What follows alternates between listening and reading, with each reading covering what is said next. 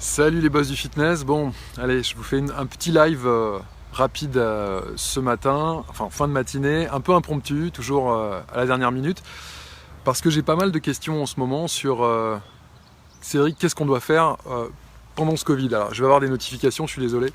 Il y a pas mal de gens qui m'écrivent et en même temps, c'est un peu la panique. Est-ce que c'est vraiment foutu? Est-ce que c'est vraiment perdu? Est-ce qu'on peut est-ce qu'on ne peut vraiment pas faire de vente en ce moment? Est-ce qu'on ne peut pas endiguer ce phénomène de résil? Salut Fabrice. Fabrice, dis-moi juste si tu m'entends bien, s'il te plaît. Alors je sais que je vais avoir un petit décalage, mais salut Stan. Juste des petits pouces. Dites-moi si vous m'entendez bien, les gars. Bon, j'ai des pouces. C'est que ça doit aller. Bon. Alors, j'ai plusieurs hacks à vous partager aujourd'hui parce que franchement il y a une vraie détresse. Aujourd'hui, vous avez dû vous en rendre compte, c'est compliqué de vendre, voilà, parce qu'on a moins de flux de prospects. Les gens, merci Fabrice, les gens ont peur et si vous voulez, même si nous, en tant que dirigeants de club de sport, on a envie de se convaincre que c'est pas le cas parce qu'on sait que le sport aide à booster le système immunitaire et aide à combattre le virus, on voit, j'ai envie de vous dire qu'on trouve ce qu'on cherche. Et quand on regarde dans nos clubs, on a des fréquentants. Donc si on se fie à leur jugement à eux pour déterminer si les gens ont peur ou pas, et ben forcément, la conclusion va être biaisée, quoi. C'est-à-dire que si on demande à nos fréquentants s'ils ont peur, ils vont dire bah non, regarde, moi j'ai pas peur, je suis là. Alors le problème, c'est que c'est tous ceux qui ne viennent pas qui pose problème. C'est la masse silencieuse qui reste chez elle et qui ne vient pas. Salut Eric, salut Christian, salut Delphine. Alors, du coup, la question qu'on peut se poser, c'est comment faire pour les rassurer. Parce que je vous le dis franchement, la clé, elle est là. Si vous voulez les faire venir, enfin, si vous voulez signer des contrats, il va falloir adapter votre vente, mais votre méthode de vente, mais il va falloir adapter également votre mode de prospection. C'est ça qu'on va voir aujourd'hui dans ce live. J'ai 3-4 petites pistes de réflexion et des petits hacks à vous donner pour augmenter... bonjour, c'est bon. Je ne sais pas qui tu es, mais c'est bonjour. Ton nom est sympa. Du coup, voilà. Alors déjà, je vous disais, le point de départ pour moi, ça va être de rassurer les prospects. Comment on fait pour rassurer les prospects? Si vous faites comme si de rien n'était, ça ne marche pas. C'est-à-dire qu'en fait, pour l'instant, les gens sont flippés. Regardez, votre fréquentation est en berne. Et ça, ce sont vos clients. Alors imaginez les prospects. Il va falloir que vous rassuriez vos clients et vos prospects. Si vous ne le faites pas, qu'est-ce qui va se passer? Vous allez avoir, vous n'aurez pas de prospects et vous allez avoir juste une vague de résiliation sans précédent.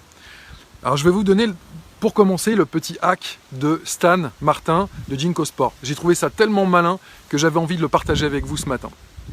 Stan, malheureusement, il a dû fermer. Il est dans la banlieue lilloise et il a dû fermer à cause de l'arrêté préfectoral qui lui impose la fermeture. Eh bien, qu'est-ce qu'il a fait, Stan?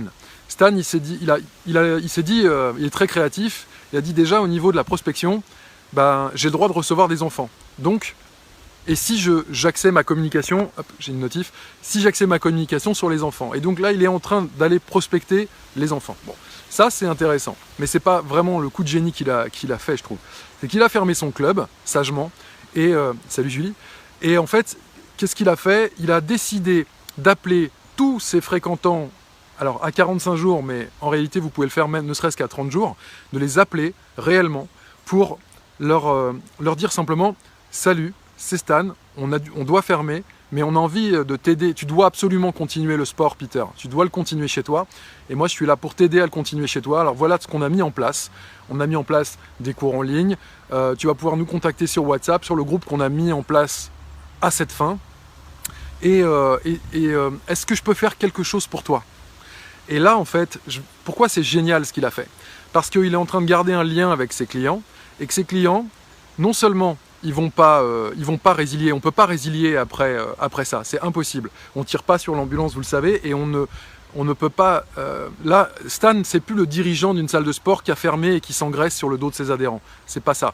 Stan, c'est quelqu'un qui prend le temps d'appeler avec son équipe, d'appeler des gens pour savoir comment ils vont, comment on peut les aider, et qui leur explique les choses.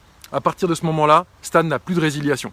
Il n'a plus de rejet de prélèvement, ou très peu. Vous voyez le coup de génie? Alors vous allez me dire, ouais, mais moi je peux pas, j'ai 1000 adhérents, 2000 adhérents, 3000 adhérents. mais vous n'avez pas 2000 fréquentants à 30 jours.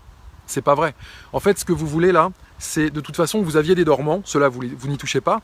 Par contre, ceux qui sont venus sur les 30 derniers jours, bah, vous ne voulez pas les perdre en fait. Donc ces gens-là, vous les contactez. Voilà. Et j'ai trouvé ça super fort. Et ben, contactez-le si vous le connaissez, vous allez vous rendre compte qu'il n'a pas de résil.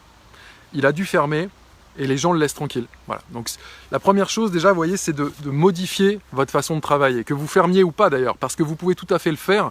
Attends, hop, j'ai encore un message. Vous pouvez tout à fait le faire, même si votre club reste ouvert. Et je vous enjoins vraiment à le faire parce que le discours est différent. Hein. C'est pas on a fermé, etc.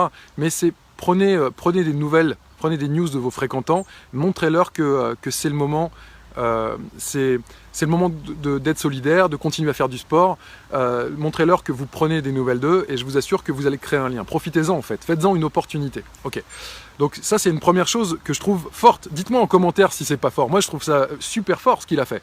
Qui prend le temps d'appeler tous ses fréquentants comme ça pour prendre des news, les rassurer, leur expliquer que ça va passer et qu'on va les aider à continuer à faire du sport. Alors, au niveau de la prospection maintenant, quand vous faites, si vous continuez à faire comme si de rien n'était, hormis peut-être un message de temps en temps où vous dites que le gouvernement, c'est pas juste ce qu'il fait, etc. Bien sûr que c'est pas juste. Mais est-ce que vos adhérents, et surtout vos prospects, en ont quoi que ce soit à foutre? Je sais pas.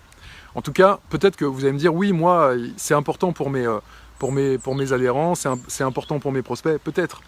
Moi, j'ai l'impression que globalement, c'est notre guerre à nous, et que eux, bon, oui, ils sont un peu empathiques, mais franchement, ça les empêche pas de s'endormir le soir, comme c'est notre cas, quoi. Donc, comment on fait pour rassurer les gens? Eh ben, vous vous rappelez, on avait fait, je vous avais recommandé, et vous l'aviez même fait, j'ai envie de dire, spontanément.